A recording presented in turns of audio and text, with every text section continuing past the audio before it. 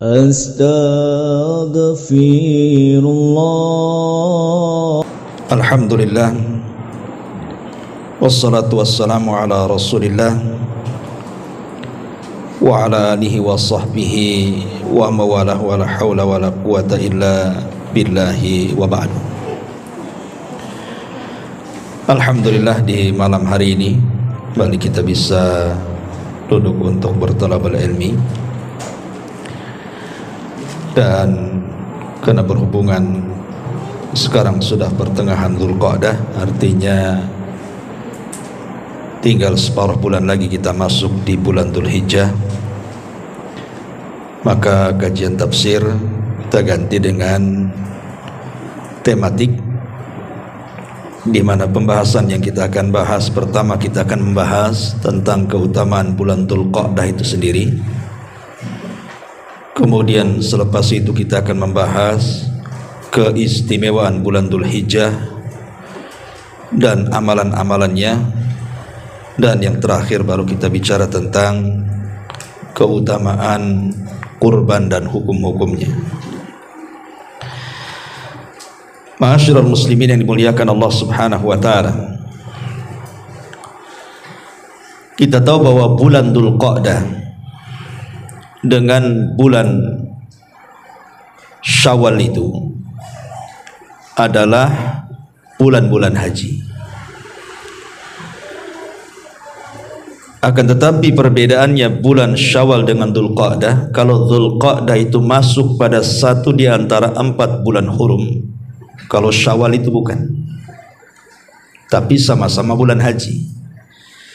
Karena Allah mengatakan al-hajju ashhurun ma'lumat, haji itu adalah bulan-bulan yang sudah diketahui. Lah bulan Dzulqa'dah sendiri adalah permulaan daripada bulan-bulan hurum. Karena bulan-bulan hurum kan ada 4, dimulai daripada bulan Dzulqa'dah yang kita sekarang berada di dalamnya. Kemudian setelah itu bulan Dzulhijjah, disusul dengan bulan Muharram. Artinya berturut-turut nih 3 bulan kita dihadapkan dengan Ashhurul Hurum, bulan-bulan mulia. Dan yang satu terpisah, bulan Rajab, bulan di antara Jumadil Akhir dan juga Sya'ban. Dan itu tertuang dalam ayat Al-Quran di surah At-Taubah, tepatnya pada ayat 36, di mana Allah Subhanahu wa taala berfirman, inna iddatasy syuhuri indallahi 12 syahran fi kitabillah yauma khalaqas samawati wal ardh minha arba'atun hurum dzalika ad-dinul qayyim fala tadlimu fihinna anfusakum. Sesungguhnya bilangan bulan di sisi Allah Subhanahu wa taala tatkala Allah menciptakan langit dan bumi itu ada 12 bulan, dan itulah ketentuan agama Allah yang lurus. Minha arba'atun hurum, dari 12 bulan itu ada 4 bulan mulia. Kemudian Allah tutup ayatnya, fala tadlimu fihinna anfusakum, maka janganlah kalian berlaku zalim di 4 bulan suci atau mulia tersebut. Dari ayat ini sudah kita ketahui bahwa bulan Dzulqa'dah itu keutamaannya karena dia satu di antara 4 bulan yang dianggap hurum, suci dan mulia di hadapan Allah Azza wa Jalla. Makanya kenapa bulan itu disebut Dzulqa'dah? Karena orang-orang jahiliyah itu mereka yaq'uduna 'anil qital, mereka duduk-duduk tidak mau perang. Orang-orang Arab jahiliyah itu kalau datang bulan Dzulqa'dah, mereka duduk-duduk. Dari kalimat qa'adah. Qa'adah itu artinya duduk. Makanya karena mereka tidak mau perang, bulan itu disebut Dzulqa'dah. Sampai-sampai kalau seandainya ada seorang yang membunuh orang tua orang lain di hadapan dia, tuh pamannya, ibunya dibunuh atau bapaknya dibunuh, maka walaupun orang-orang jahiliyah itu di atas kesyirikan, mereka tidak mau balas dendam di bulan Dzulqa'dah. Kenapa? Karena mereka tahu bahwa itu bulan syakran, bulan dilarang tidak boleh perang. Itu di masa jahiliyah diagungkan. Lah di masa Nabi SAW diangkat menjadi Nabi dan Rasul pun diagungkan juga. Bahkan dicantumkan dalam At-Taubah 36 tadi.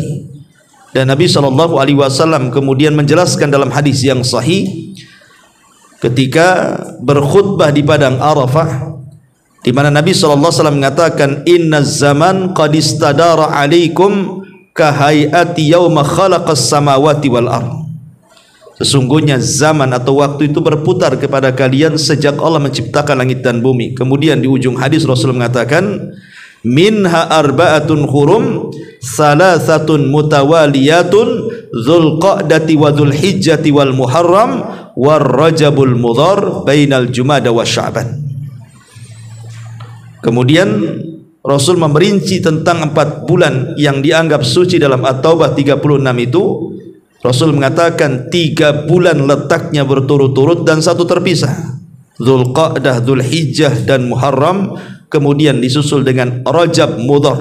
Kenapa disebut Mudhar? Mudhar itu kabilah. Di zaman jahiliyah mereka sangat mengagungkan bulan Rajab. Adapun kabilah-kabilah yang lainnya terkadang mereka tidak mengagungkan bulan Rajab. Makanya kemudian karena pengagungan kabilah Mudhar kepada bulan Rajab, makanya Rasul mengaitkan Rajab Mudhar yang terletak di antara Jumadil Akhir dan bulan Sya'ban. Dari sini kita tahu bahwa keistimewaan bulan Dzulqa'dah karena dimuliakan sejak zaman jahiliyah dan setelah Islam dan sampai hari ini, bahkan sampai kiamat dibangkitkan. Taib ma'asyiral muslimin yang dimuliakan Allah Subhanahu wa taala. Secara umum ya, di dalam surah At-Taubah yang tadi saya baca ada larangan keras. Tidak boleh seseorang itu melakukan kezaliman di 4 bulan yang sangat istimewa ini, termasuk juga bulan Dzulqa'dah. Makanya Allah mengatakan fala tadlimu fihinna anfusakum, jangan kalian berlaku zalim di 4 bulan yang suci itu. Kenapa demikian? Al-Imam Qatadah seorang ahli tafsir, beliau memberikan catatan di mana orang yang melakukan kezaliman di bulan Dzulqa'dah, Dzulhijjah, Muharram dan bulan Rajab, maka dosanya akan dilipat gandakan dibandingkan dia melakukan dosa di bulan-bulan yang lainnya. Begitu juga orang yang melakukan perbuatan baik, maka pahalanya akan dilipat gandakan dibandingkan ia melakukan di bulan-bulan yang lainnya. Kenapa? Karena saya contohkan dosa zina. Orang berzina di bulan Dzulqa'dah dengan orang berzina di bulan Syawal sama-sama dosa besar.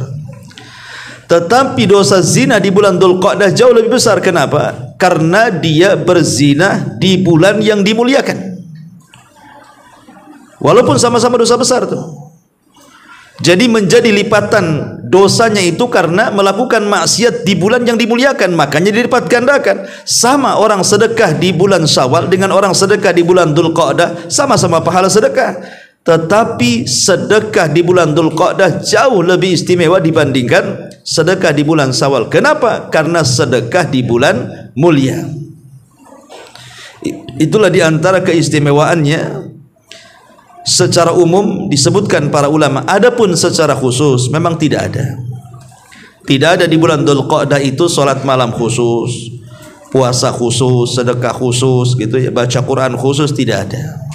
Tapi secara umum orang yang melakukan kebaikan dan amal saleh di bulan Dzulqa'dah itu pahalanya dilipat gandakan karena dia melakukan amal saleh di bulan yang Allah katakan hurum, penuh dengan kemuliaan. Walaupun bulan Dzulqa'dah ini tidak ada keistimewaan secara khusus, maksudnya amalan secara khusus, tetapi Dzulqa'dah juga banyak sejarah. Banyak sejarah, baik sejarah zaman dulu dari kalangan para nabi ataupun sejarah di zaman Nabi SAW itu sendiri. Adapun sejarah yang terjadi di bulan Dzulqa'dah bagi umat-umat terdahulu adalah satu kisah Nabi Allah Musa alaihi salatu wassalam. Saat dipanggil oleh Allah Subhanahu wa taala, hendak mendapatkan mandat Taurat. Jadi Nabi Musa ketika kemudian sampai di Ardutih dan tidak bisa keluar dari situ, maka Allah Subhanahu wa taala kemudian hendak memberikan undang-undang untuk diterapkan di tengah-tengah Bani Israel. Maka Musa disuruh untuk datang ke Bukit Tur, Bukit Saina, Tur Sina, yang selalu dijadikan sumpah dalam Al-Quran, wa Tur wa kitabim mastur. Berangkatlah Nabi Musa menuju Bukit Saina. Maka Nabi Musa diperintahkan untuk berpuasa selama 30 hari. Maka Musa pun kemudian berpuasa 30 hari, kemudian ditambah 10 hari lagi menjadi 40 hari. Dan itu disyaratkan dalam Al-Quran, wa wa'adna Musa 30 lailatan thumma atmamnaha bi ashrin wa tamma miqatu rabbih 40 lailatan. Dan ingatlah ketika kami berjanji kepada Musa 30 hari, kemudian kami menyuruh untuk menyempurnakannya dengan 10 hari, maka lengkaplah pertemuan Musa dengan Allah Subhanahu wa taala selama 40 hari. Ulama tafsir mengatakan bahwa 30 hari ketika Nabi Musa berpuasa itu tepat di bulan Dzulqa'dah. Jadi Musa itu berpuasa dari mulai awal bulan Dzulqa'dah sampai akhir bulan Dzulqa'dah selama 30 hari. Adapun yang 10 hari sebagai penyempurna itu 10 awal bulan Dzulhijjah. Jadi bagi umat terdahulu bulan Dzulqa'dah dan bulan Dzulhijjah itu sangat istimewa. Kenapa? Karena disitulah sejarah Taurat turun. Dan Musa berdialog langsung dengan Allah Subhanahu wa taala sehingga disematkan kepada Musa Kalimur Rahman, nabi yang berbicara langsung dengan Allah Subhanahu wa taala. Ini yang pertama. Yang kedua, kisah tentang pembangunan Ka'bah. Kisah tentang pembangunan Ka'bah, di mana Ibrahim alaihi salatu wassalam ketika menziarahi Ismail, sering saya katakan berapa kali Ibrahim ziarah dari Palestina ke Mekah? 5 kali. Salah satunya adalah ketika Nabi Ibrahim hendak membangun Ka'bah. Beliau datang dari Palestina ke Mekah setelah Ibrahim dewasa. Kemudian Ibrahim alaihi salatu wassalam meminta Ismail untuk membantu dalam rangka pembangunan Ka'bah.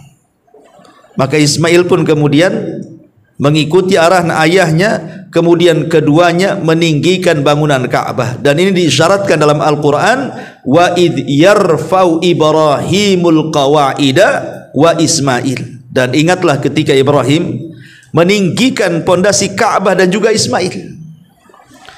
Akhirnya kemudian kita tahu bahwa Ibrahim ini bukan yang mengasas Ka'bah, tidak, karena sudah ada pondasinya.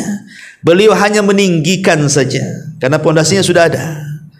Karena ada khilaf di antara ulama, siapa yang pertama kali membangun Ka'bah? Yang mengatakan malaikat, kemudian roboh, kemudian dibangun Adam, kemudian roboh lagi dibangun Syith, kemudian roboh lagi dibangun berikutnya sampai kepada masa Ibrahim alaihi salatu wassalam. Jadi Ibrahim itu bukan membangun dari awal, tetapi meninggikan Ka'bah bersama putranya, dan itu terjadi di bulan Dzulqa'dah. Ini kutipan dari sejarah lama. Tapi kalau kita melihat sejarah Nabi SAW, banyak juga peristiwa yang terjadi di bulan Dzulqa'dah itu. Di antaranya yang pertama adalah wafatnya Abu Talib, ammun Nabi SAW.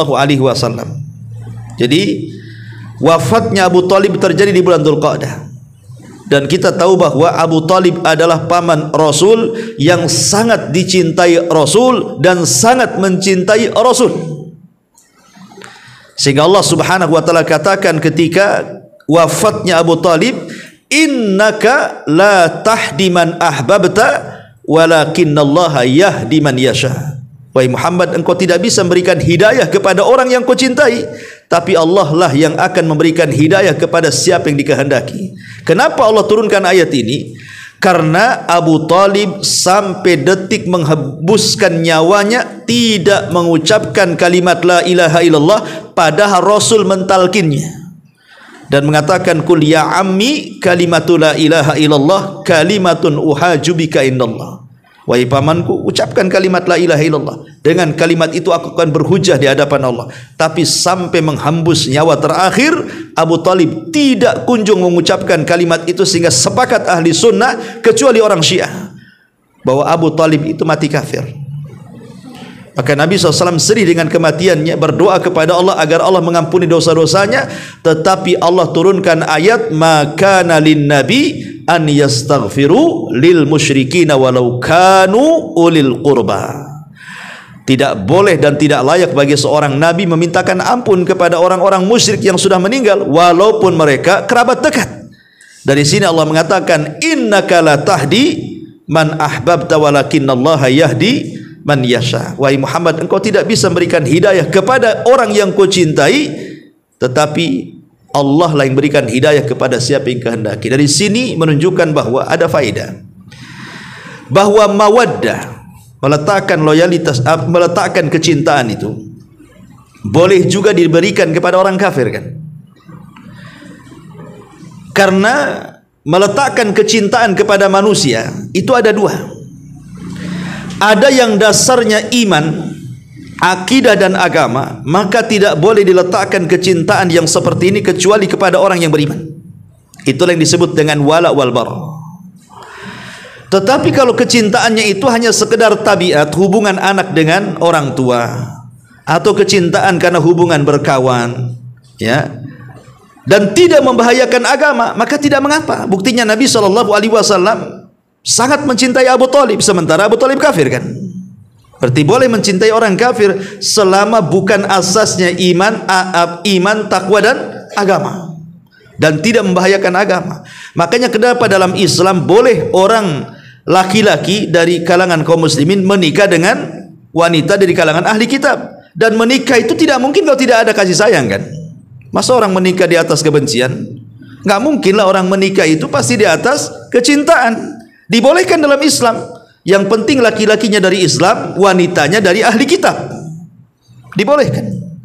Dan menikah sekali lagi dasarnya di atas kecintaan. Tapi kalau meletakkan kecintaan, loyalitas kita kepada orang kafir membahayakan agama kita, tidak boleh. La tajidu qauman yu'minuna billahi wal yaumil akhir yuwaduna man hadallaha wa rasulah. Engkau tidak akan dapat sebuah kaum yang sangat beriman kepada Allah dan hari akhir, mereka berkasih sayang dengan musuh-musuh Allah dan musuh Rasulnya, mustahil. Ya. Jadi larangan kita meletakkan cinta atau loyalitas kecintaan kita kepada orang kafir itu manakala berkaitan dengan iman, dengan takwa, dengan agama, dengan akidah, dan membahayakan kaum muslimin. Kalau membahayakan kaum muslimin tidak boleh. Tapi kalau tidak membahayakan dan bukan karena agama, maka tidak mengapa, kecintaan tabiat itu. Baik, ma'asyiral muslimin yang dimuliakan Allah Azza wa Jalla, ini yang ketiga. Yang keempat, Nabi SAW pernah mengutus Mu'adz ibn Jabal dan Abi Musa al-Ash'ari radhiyallahu an untuk berdakwah ke Yaman, dan keduanya dikenal ahlul qadha. Jadi Rasul kalau ngutus orang tidak ngutus sembarang orang. Ya, ngutus khuruj gitu ya, untuk dakwah di luar itu tidak sembarang orang disuruh dakwah di luar, enggak. Tapi Nabi SAW memerintahkan Mu'adz yang dikenal dengan alimun bihalali wa haram, yang paling alim dengan halal dan haram, dan Abi Musa orang yang cerdas, ya, yang memang dipakar sekali dalam Al-Quran, yang diambil oleh Rasul, rekomendasinya mengambil Quran dari Abi Musa al-Ash'ari dan disejajarkan suaranya dengan suara Ali Daud.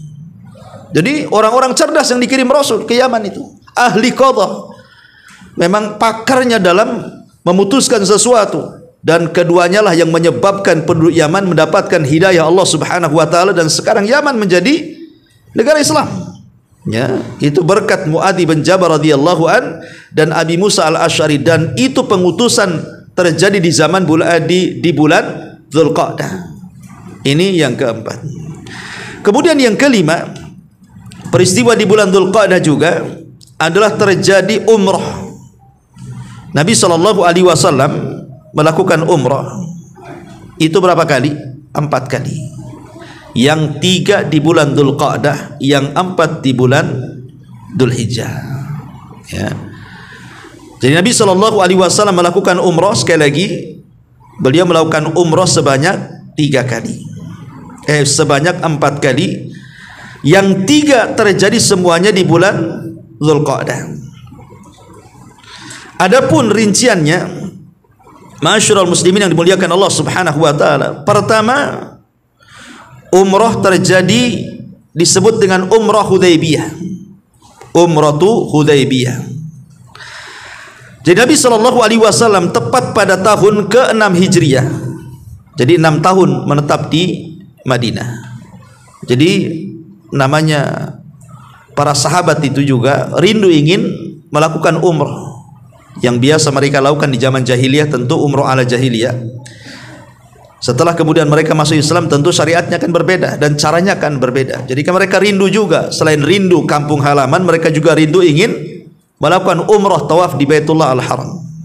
Akhirnya Nabi SAW mengajak para sahabat Nabi SAW untuk berangkat. Ada yang mengatakan jumlahnya 1,400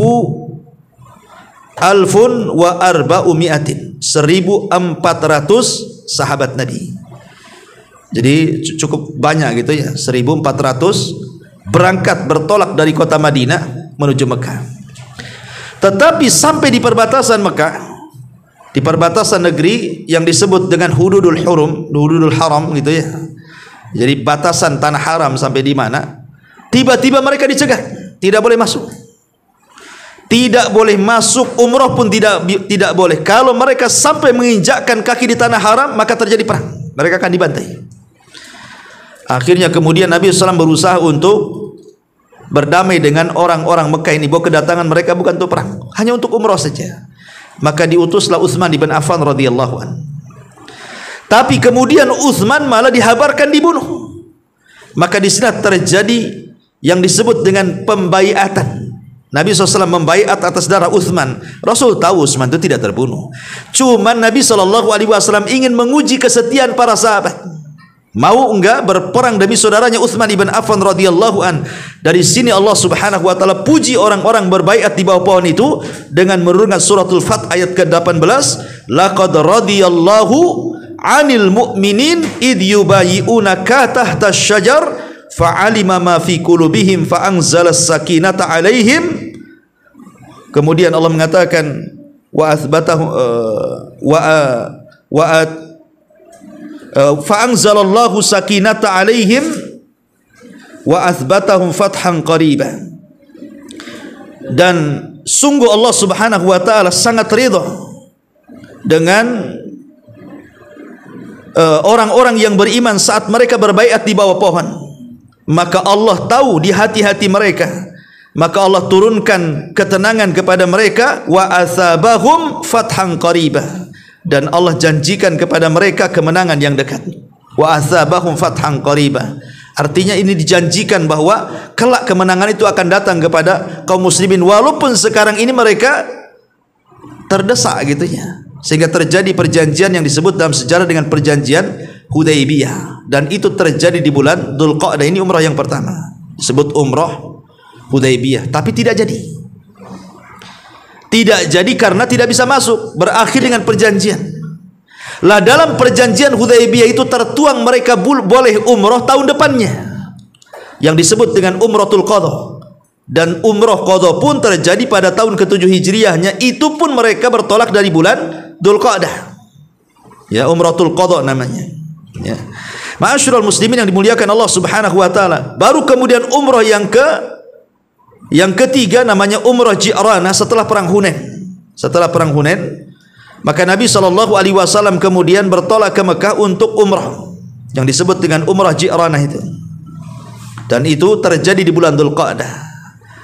Adapun yang keempat, umrah yang disertakan dengan haji, itu terjadi di bulan Dzulhijjah. Berarti 3 kali umrah terjadi di bulan Dzulqa'dah, dan itu terjadi di bulan Dzulqa'dah. Artinya inilah juga di antara sejarah yang terjadi di bulan Dzulqa'dah, umrahnya Nabi SAW. Ini yang kelima. Kemudian yang keenam, peristiwa yang keenam yang terjadi di bulan Dzulqa'dah, ya, disebutkan juga Nabi SAW menikah dengan Zainab bintu Jahsin.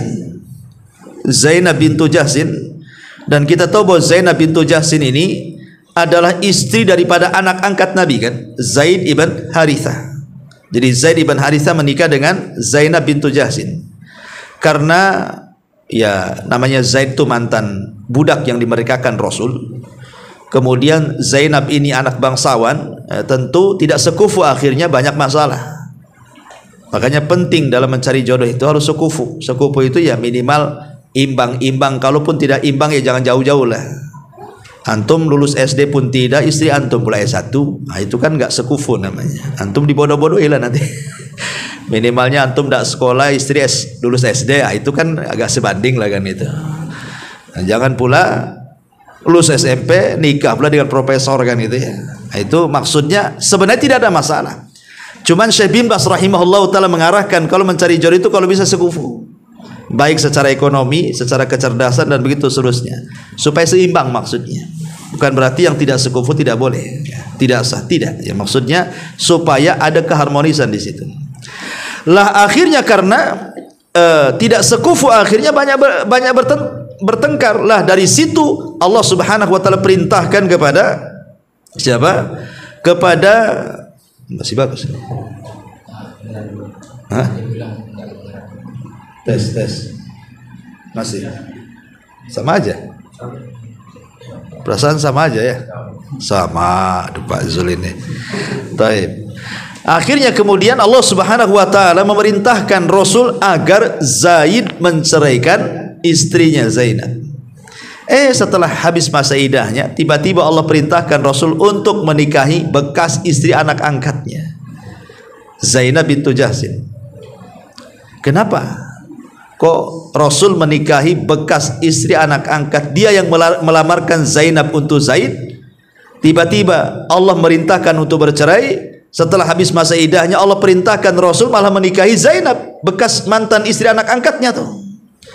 Para ulama mengatakan kenapa Rasul sampai menikahi Zainab? Untuk membatalkan tradisi jahiliyah, bahwa mereka menyamakan antara anak angkat dengan anak kandung. Beda anak angkat dengan anak kandung dalam Islam. Anak angkat istrinya bukan mahram, tapi kalau anak kandung istrinya mahram walaupun sudah dicerai, yang disebut dengan mahram mu'abbad namanya ya. Pamannya antum punya anak laki-laki menikah, anak laki-laki antum anak kandung, kemudian menikah dengan anak antum, kemudian cerai, antum tidak bisa menikahi bekas istri anak kandung. Kenapa? Karena dia disebut mahram mu'abbad. Lain kalau antum punya anak angkat kemudian menikah dengan wanita, kemudian cerai, antum boleh mengambil bekas istrinya. Ya, karena anak angkat itu tidak ada hubungan mahram, tidak ada hubungan wali, tidak ada hubungan waris. Dia orang lain, hanya kebaikan kita aja mengangkat dia.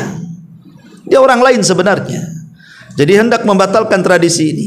Lah pernikahan Nabi SAW dengan Zainab bintu Jahsin terjadi di bulan Dzulqa'dah. Makanya Zainab itu sangat berbangga dengan istri-istri yang lainnya dari istri Rasul dan mengatakan kalian dinikahkan oleh wali-wali kalian sementara aku dinikahkan dari 7 lapis langit sana. Allah yang menikahkan aku katanya. Karena atas perintah Allah kan itu. Zainab menikah dengan Nabi SAW. Ma'asyiral muslimin yang dimuliakan Allah Subhanahu wa taala, termasuk juga beberapa peristiwa dalam sejarah perang Qadisiyah gitu ya, menaklukkan beberapa kota seperti perang Baisan, perang Furad yang dipimpin Khalid bin Walid, dimenangkan ketika melawan orang-orang Romawi. Dan itu peristiwa setelah Nabi SAW, tidak perlu saya kisahkan. Intinya bahwa bulan Dzulqa'dah itu bulan bersejarah. Dan tentu sejarah itu bukan hanya sekedar enak diceritakan atau enak didengar, tidak. Ya, karena sejarah itu bukan dongeng, tapi sejarah itu ya sejarah. Harus diambil ibrah dan pelajaran karena setiap perjalanan sejarah orang-orang dulu baik sebelum Nabi atau di zaman Nabi SAW ataupun para ulama salafus saleh itu ada pelajaran berharga yang bisa kita petik dalam kehidupan kita. Ini kalau kita bicara bulan Dzulqa'dah. Baik, kita masuk pada bulan Dzulhijjah. Ma'asyiral muslimin yang dimuliakan Allah Azza wa Jalla, bulan Dzulhijjah ini adalah bulan termulia dari 4 bulan hurum. Tadi saya katakan bulan hurum ada 4 ya, Dzulqa'dah, Dzulhijjah, Muharram dan Rajab. Yang paling mulia dari 4 bulan hurum itu adalah bulan Dzulhijjah. Kenapa? Karena di situ ada sumpah Allah. dalam surah Al-Fajr, wal fajri walayalin ashri. Di situ ada layalin ashri, 10 hari yang Allah jadikan sumpah, yang menurut ahli tafsir ada yang mentafsirkan 10 awal bulan Dzulhijjah, ada yang mentafsirkan 10 akhir bulan Ramadan. Kalimat walayalin ashri di situ ada yang mentafsirkan 10 awal bulan Dzulhijjah, ada yang mentafsirkan 10 akhir bulan Ramadan. Lalu apa bedanya dan apa keistimewaannya? Kalau bicara malam, maka 10 akhir Ramadan lebih afdal dibandingkan 10 awal bulan Dzulhijjah. Itu kalau cerita malam. Kenapa? Karena di malam 10 akhir Ramadan ada Lailatul Qadar. Dan di 10 awal bulan Dzulhijjah tidak ada Lailatul Qadar. Tapi kalau dilihat siangnya, maka 10 awal bulan Dzulhijjah jauh lebih istimewa dibandingkan 10 akhir Ramadan. Kenapa demikian? Karena kata Al-Hafidz Ibnu Hajar rahimahullahu taala, tidak ada di 10 akhir Ramadan yang ada di 10 awal bulan Dzulhijjah dari kesempurnaan rukun Islam. Rukun Islam ada 5, syahadat, salat, zakat, puasa, haji. Dan itu bisa dilakukan di 10 awal bulan Dzulhijjah.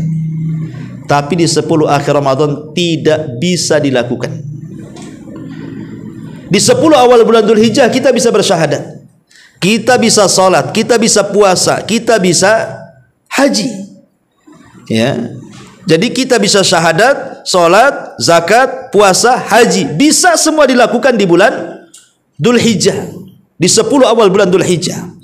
Adapun di 10 akhir Ramadan tidak bisa kita melaksanakan haji. Syahadat bisa, salat bisa, zakat bisa, puasa bisa, tapi haji tidak bisa. Kalau haji di 10 akhir Ramadan, antum haji sendirian, keliling-keliling di sana nggak ada kawan. Tapi kalau haji di awal bulan Dzulhijjah, di 10 awal bulan Dzulhijjah, maka akan rame-rame itu. Dan haji itu dimulai dari hari tarwiyah pada tanggal 8 Dzulhijjah bertolaknya, 8, 9, 10, 11, 12, 13, berakhir di 13 Dzulhijjah atau di akhir hari tasyrik. Jadi haji itu 6 hari saja, 8, 9, 10, 11, 12, 13. Ada yang sampai tanggal 12 saja 5 hari, ada yang sampai 6 hari. Jadi haji itu bisa 5 hari, bisa 6 hari. Dimulai dari 8 sampai tanggal 13, dan itu ada di bulan Dzulhijjah. Makanya kata Al-Hafidz Ibnu Hajar, inilah yang menjadikan kemudian bulan Dzulhijjah itu terutama 10 awalnya sangat istimewa melebihi 10 akhir Ramadan. Karena disitulah seseorang bisa menyempurnakan rukun Islam yang tidak bisa disempurnakan di bulan Ramadan. Luar biasa, ya. Dan ingat, harusnya seorang muslim menyambut bulan Dzulhijjah ini dengan penuh kebahagiaan. Masa kita menyambut Agustusan saja dengan gegap gempitanya luar biasa gitu ya. Setiap RT mempersiapkan bendera, umbul-umbul, macam-macam itu. Ya, sampai pawainya, sampai karnavalnya, wah, semua disiapkan itu untuk kemerdekaan negeri kita. Kemudian juga kalau ada pekan olahraga, ntar lagi nih ada bola ini, ada bola dunia datang ke negeri kita. Udah ramai itu kan, udah dipersiapkan tuh anggarannya, lapangannya, tiketnya, macam-macam. Coba bayangkan, ini urusan dunia ya kawan. Kok bisa disiapkan sedemikian rupa? Lah sementara bulan Dzulhijjah ini bulan yang sangat mulia, dari 4 bulan yang sangat mulia. Kalau di bulan Ramadan kita mempersiapkan, terkadang mungkin sebulan sebelumnya, bulan Sya'ban itu kita sudah siapkan dengan kajian-kajian Ramadan, dengan persiapan Ramadan. Kenapa kita tidak persiapkan juga di bulan Dzulhijjah ini? Padahal Nabi SAW dengan tegas mengatakan, ma min ayyamin al-amalus salihu ahabbu ilallah min hadhil ayyamil ashri. Tidak ada hari-hari yang amal saleh di dalamnya lebih dicintai Allah Subhanahu wa taala melebihi amal saleh yang dilakukan di 10 awal bulan Dzulhijjah. Sampai-sampai sahabat mengatakan, ya Rasulullah, walal jihadu fi sabilillah, Rasul, sebandingkah pahala dengan jihad? Kenapa mereka membandingkan dengan jihad? Karena di mata para sahabat tidak ada amalan yang lebih mulia melebihi jihad. Sampai-sampai Rasul mengatakan sanamul Islam, puncak daripada Islam itu adalah jihad fi sabilillah. Sehingga itulah yang dipandang paling tinggi amalannya adalah jihad. Sehingga Rasul mengatakan, samakah amalan orang yang beramal di 10 awal bulan Dzul Hijjah itu dengan pahala jihad? Kata sahabat. Kata Rasul, tidak. Masih besaran pahala orang yang beramal di 10 awal bulan Dzul Hijjah. Kecuali, kata Rasul, kecuali kalau yang berjihad ini kharaja binafsihi wa malihi walam yarji' min dzalika bi syai'in. Kecuali kalau orang yang jihad itu dia bawa seluruh hartanya, dia habiskan seluruh hartanya dan dia serahkan jiwanya, alias syahid dan tidak pernah kembali ke rumahnya, baru sebanding. Dan rata-rata orang yang jihad tidak mungkin bawa harta, karena hartanya untuk orang-orang yang ditinggalkannya, kan itu ya. Jarang orang jihad itu bawa harta. Kalaupun bawa harta mungkin sedikit. Tetapi yang membawa harta, semua hartanya dilenyapkan untuk fisabilillah dan jiwanya juga diserahkan kepada Allah Azza wa Jalla, itu jarang. Lah kalau seandainya kemudian orang yang berjihad ini membawa seluruh hartanya dan raganya dan jiwanya, kemudian tidak pernah kembali alias syahid, baru sebanding. Baru sebanding itu pahalanya. Jadi kalau orang baca Quran di 10 awal bulan Dzul Hijjah sebanding dengan orang yang jihad membawa harta dan jiwanya dan tidak pernah kembali ke rumahnya. Kalau orang bersedekah di awal bulan Dzul Hijjah tanggal 1 sampai tanggal 10, maka pahalanya sebanding dengan orang yang jihad membawa harta dan jiwanya dan tidak pernah kembali. Sebutkan amal apapun yang antum lakukan dari tanggal 1 sampai tanggal 10 bulan Dzul Hijjah, pahalanya sama dengan orang yang jihad membawa harta dan jiwa dan tidak pernah kembali ke rumahnya. Kan istimewa, ikhwan. Harusnya bulan seistimewa ini kita sambutlah, kan gitu. Harusnya hadis ini antum pampang gitu, kalau bisa ambil percetakan, buat baleho, taruh nih di mana-mana nih, di jalan-jalan itu. Jangan gambar anggota calon-calon caleg saja. Nah, kita buat juga kayak gitu, biar mengingatkan keistimewaan bulan Dzul Hijjah. Harusnya kan seperti itu seorang muslim itu menyambut keistimewaan bulan Dzul Hijjah ini, karena tidak ada di bulan lainnya masalahnya, hanya ada di bulan Dzul Hijjah. Lah ma'asyiral muslimin yang dimuliakan, sebagaimana bulan Dzul Qa'dah juga banyak sejarah, lah bulan Dzul Hijjah juga banyak sejarah yang ditorehkan dalam kitab-kitab sejarah. Apa saja? Pertama, sejarah di bulan Dzul Hijjah adalah terjadinya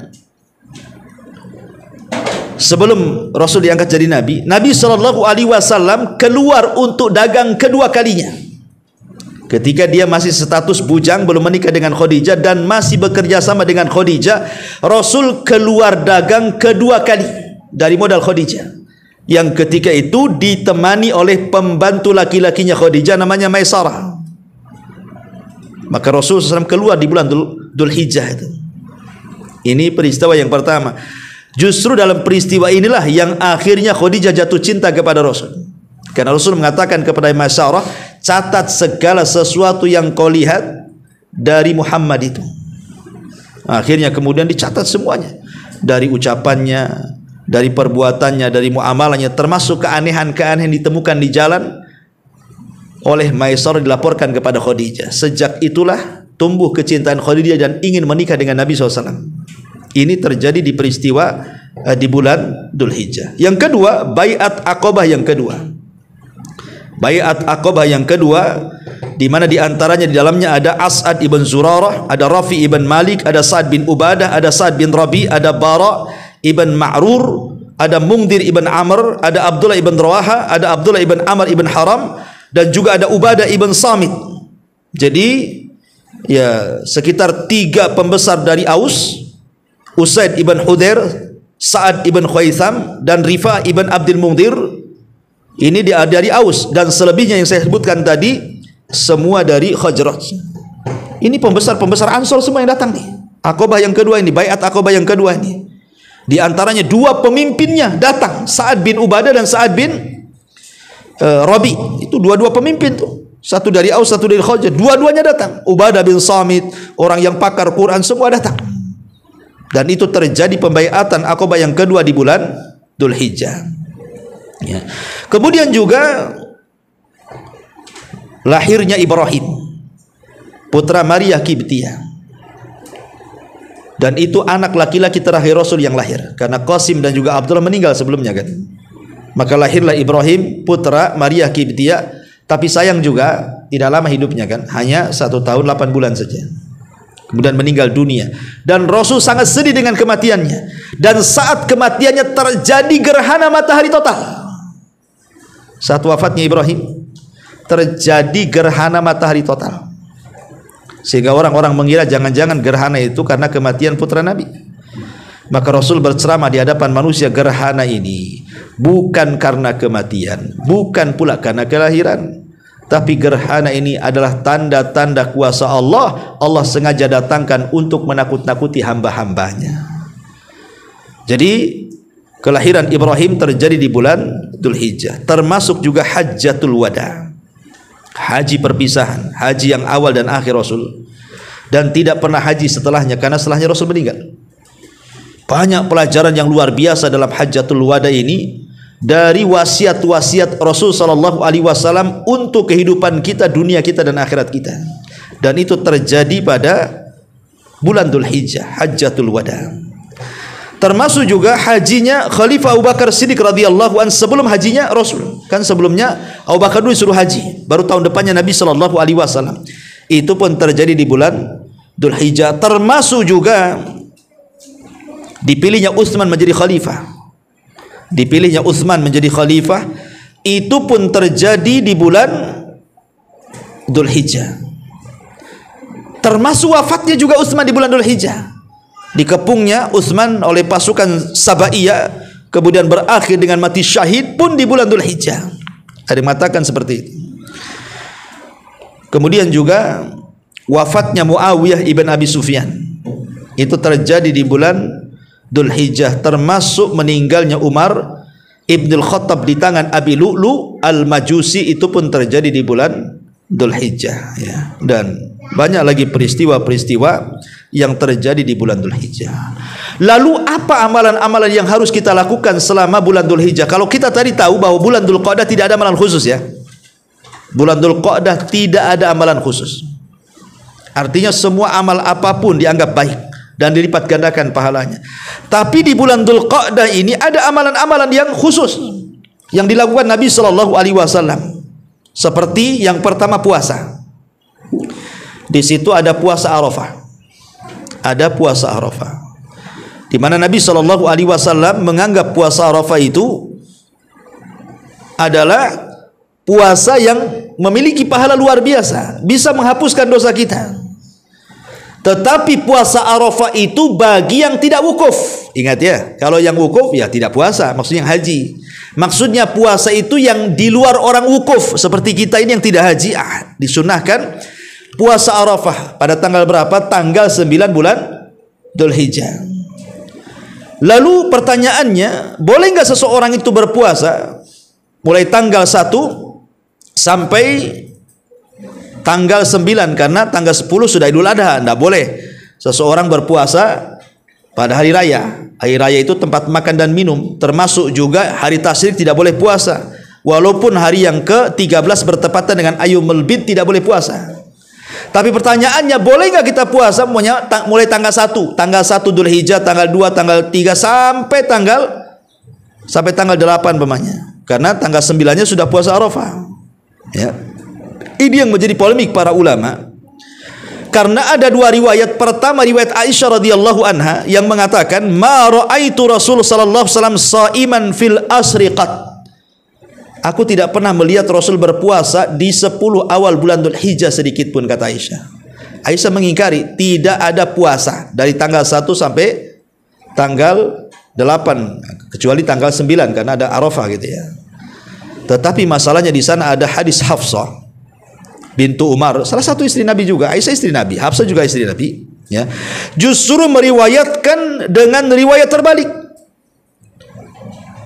Jadi kalau Aisyah radhiyallahu anha mengingkari Rasulullah SAW pernah puasa di 10 awal bulan Dzulhijjah, kalau Hafsah justru mengatakan Rasul berpuasa selama 10 hari di bulan Dzulhijjah itu. Yang satu mengingkari, yang satu menetapkan, dua-duanya istri Nabi. Aisyah istri Nabi, Hafsah juga istri Nabi. Lalu mana yang benar ini? Karena dua-dua riwayat ini sahih. Maka ulama berusaha menjama. Karena bagaimanapun dalam ilmu hadis ada kaidah yang mengatakan jam'u baina adillataini aula min tarki ahadihima. Menggabungkan dua dalil itu lebih utama dibandingkan meninggalkan salah satunya. Karena dua-duanya dari Nabi masalahnya. Ya. Maka yang pertama, kalau ada pertentangan yang satu menetapkan dan yang satu menolak, maka yang menetapkan lebih utama dibandingkan yang menolak. Al-muthbit muqaddam ala nafi. Ya, itu kaidah usul. Yang menetapkan lebih utama dibandingkan yang menolak. Yang menetapkan hadisnya Ummu Salamah. Sementara hadis Aisyah yang menafikan, berarti kita lebih mendahulukan hadis hadis Hafsah ataupun hadis Ummu Salamah radhiyallahu anha daripada hadis Aisyah ummul mukminin radhiyallahu anha. Kemudian yang kedua, alasannya bahwa boleh jadi Nabi SAW tidak berpuasa di 10 awal bulan Dzulhijjah, artinya puasa secara penuh. Itu karena takut diwajibkan. Tapi sebenarnya disyariatkan berpuasa, cuman karena takut diwajibkan sehingga Rasul hanya berpuasa sebagian dan meninggalkan sebagian hari. Boleh jadi di rumah Aisyah dia tidak puasa, di rumah Ummu Salamah dia berpuasa kan gitu. Akhirnya kemudian ulama menyimpulkan berarti Rasul tidak puasa penuh, kadang puasa kadang tidak. Tetapi sebagian ulama mengatakan boleh puasa pada tanggal 1 sampai tanggal 9 itu. Kenapa? Karena meninggalkan Rasul sebagian puasa itu karena takutnya diwajibkan. Sebagaimana kenapa sholat tarawih berjamaah Rasul cuma 3 hari dan tidak 1 bulan, tapi di zaman Umar 1 bulan, karena dikhawatirkan tarawih wajib masalahnya. Begitu juga ini masalah puasa. Rasul hanya puasa sebagian, meninggalkan sebagian. Berpuasa sebagian mengambil hadis dari Hafsah atau Ummu Salamah, sementara tidak berpuasa karena mengambil hadis Aisyah kan begitu. Tapi boleh jadi tidak puasanya Rasul karena tidak takut diwajibkan. Kalau tidak takut diwajibkan, tentu sudah Rasul itu paling semangat ibadah, pasti dia akan puasa selama itu. Ya, ini juga jawaban yang kedua.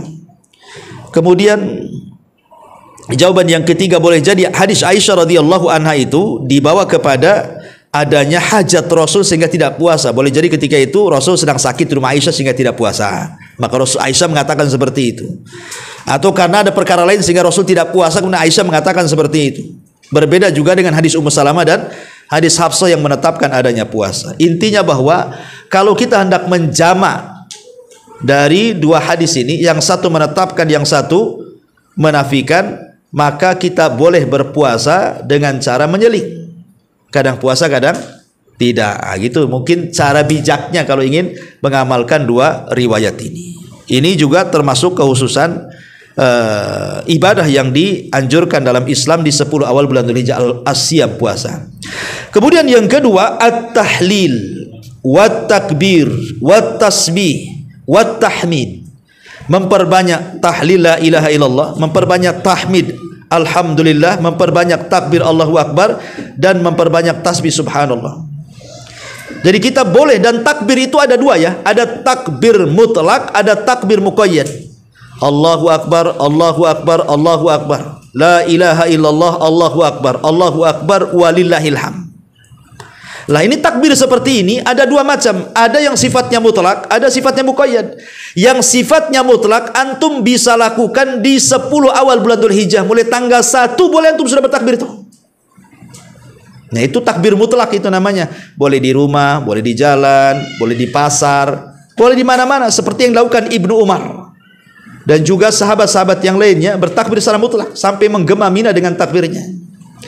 Tapi ada takbir muqayyad ketika berada di tanggal 10, tepatnya di Idul Adha. Nah, itu ada takbir namanya disebut takbir muqayyad, terikat, di mana seorang bertakbir setelah sholat subuh sampai khatib naik mimbar, atau setelah hari tasriknya dari tanggal 11, 12 dan 13 bertakbir setelah sholat wajib ya 5 kali.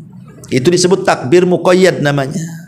Jadi boleh dua-duanya, takbir mutlak dari tanggal 1, takbir muqayyad ketika Idul Adha dan hari tasyrik. Ini juga diantara ibadah khusus. Kemudian juga ibadah khusus yang ketiga, al-udhiyah, kurban, yang kita akan bahas nanti. Kurban adalah ibadah khusus juga, dilakukan di Idul Adha dan hari-hari tasyrik. Dan riwayat-riwayat tentang keutamaan kurban itu memang semuanya lemah, tidak ada yang sahih. Riwayat-riwayat tentang keutamaan kurban hampir secara keseluruhan itu lemah. Sebagiannya ada yang matruk, ada yang maudhu, ada yang lemah. Pokoknya banyak yang lemah. Yang sahih itu cuman sedikit sekali yang disahihkan oleh para ulama, seperti yang disahihkan oleh Syekh Nasiruddin Al-Albani rahimahullahu taala. Kata Nabi SAW, tidak ada hari-hari yang lebih istimewa, ma min amal ibni Adam, tidak ada amalan bagi Bani Adam, yauman nahri amalan, pada hari Idul Adha sebuah amalan, ahabbu ilallah, yang lebih dicintai Allah, min hiraqati damin, daripada mencucurkan darah hewan kurban. Wa inna dama la yaqa'u minallahi bimakanin qabla an yaqa 'alal ardh, dan darah sebelum netes ke bumi sudah sampai dulu kepada Allah. Wa innahu la ya'ti yaumal qiyamah bikuruniha wa adlafiha wa asy'ariha fatibu biha nafsan, dan pada hari kiamat kurban itu akan datang lengkap dengan tanduknya, dengan kulitnya, dengan bulunya, maka bersihkanlah niat Anda. Ini hadis yang disahihkan oleh Syekh Nasiruddin Albani rahimahullahu taala. Selebihnya hadis-hadisnya banyak yang lemah. Nanti saya akan sebutkan ketika membahas tentang hukum-hukum kurban. Nah, kita akan mengambil poin dikit saja bahwa kurban ini ibadah khusus. Makanya pada sekarang kita sudah mengumpulkan dana. Ingat bahwa harta kita bukan milik kita, milik Allah. Harta saya, harta antum, harta siapapun itu milik Allah, ikhwan. Rumah kita loh milik Allah. Uang kita milik Allah, apartemen kita milik Allah. Kalau yang punya kekayaan semua milik Allah. Allah hanya minta setiap tahun itu bersyukur. Ya, dengan cara apa? Berkurban. Tidak bisa dengan unta dengan sapi, tidak bisa dengan sapi dengan kambing. Ya, hanya itu saja keinginan Allah Subhanahu wa taala, karena korban itu bukan seumur hidup satu kali, tapi setiap tahun kewajibannya. Maka bersyukurlah bagi orang-orang yang diberikan kekayaan, berkorbanlah. Itu bentuk syukur kita kepada Allah Subhanahu wa taala. Termasuk juga ibadah haji. Itu ibadah khusus di bulan Dzul Hijjah. Di sana ada hari Tarwiyah, ada hari Arafah, dan hari-hari yang banyak dalam pelaksanaan ibadah haji itu yang nanti banyak keistimewaan kalau dijelaskan. Seperti hari Arafah saja, bagaimana Rasul mengatakan tidak ada setan itu direndahkan, dihinakan melebihi dua waktu. Pertama hari Arafah, dan kedua perang Badar. Itu betul-betul setan dihinakan di situ. Perang Badar setan dihinakan. Kenapa? Karena malaikat turun. Makanya orang yang menjelma setan, menjelma Syekhun Najd, akhirnya lari. Ya, dan mengatakan kepada orang-orang Quraisy, inni bari'um minkum, saya berlepas diri dari kalian. Kenapa? Karena takut malaikat. 5.000 malaikat dipimpin Jibril turun di perang Badar itu. Setan terhina. Yang kedua pada hari Arafah. Karena pada hari Arafah semua orang berdoa minta ampun kepada Allah, dan Allah turunkan rahmat dan para malaikat turun, sehingga setan merasa terhina di hari Arafah ini. Dan banyak keistimewaan hari Arafah. Ini saja ikhwatu fillah muliakan Allah Subhanahu wa taala tentang keistimewaan bulan Dzul Qa'dah dan bulan Dzul Hijjah. Adapun hukum-hukum seputar udhiyah, kurban, insyaallah kita akan lanjutkan di minggu depan. Baik, sebelum saya tutup, kalau ada yang bertanya silakan. Kalau bermaksiat di bulan Qa'dah atau Hijrah gimana? Karena kalian kalau bulan apa kan berlipat, kalau maksiatnya gimana? Apakah berlipat? Ya, bulan Dzul Qa'dah, iya. Bulan Dzul Qa'dah kan Asyhurul Hurum. Bulan di mana orang diharamkan melakukan maksiat. Karena Dzul Qa'dah bagian Asyhurul Hurum, maka orang bermaksiat di bulan Dzul Qa'dah, di bulan sekarang ini, dilipat gandakan pahalanya, dosanya. Sebagaimana antum beramal soleh di bulan ini, dilipat gandakan pahalanya. Dan itu mengambil perkataan Imam Qatadah, seorang ahli tafsir. Dan itu salah satu keistimewaan bulan Dzul Qa'dah di situ. Siapa yang beramal Allah lipat gandakan pahalanya, siapa yang berdosa Allah lipat gandakan dosanya. Maka kata Allah, fala tadlimu fihinna anfusakum, jangan melakukan kezaliman, dan sezalim-zalimnya kezaliman adalah kesyirikan. Jangan melakukan kesyirikan di bulan Dzul Qa'dah, di bulan Dzul Hijjah, di bulan Muharram ataupun bulan Rajab. Itu dosanya lipat gandakan. Ataupun melakukan bid'ah, atau melakukan kabair, dosa-dosa besar. Ya, seperti ghibah, berdusta, minum khamar, mencuri, membunuh, dan yang lain sebagainya. Ya, jadi itu salah satu dari keistimewaan bulan Dzulqa'dah adalah orang yang melakukan dosa dilipat gandakan dosanya dan orang yang melakukan amal soleh dilipat gandakan amal solehnya. Wallahu a'lam. Baik, sampai di sini. Subhanallah bihamdika asyhadu an la ilaha illa anta astaghfiruka wa atubu ilaik. Allahu ta'ala alam. Assalamualaikum warahmatullahi wabarakatuh.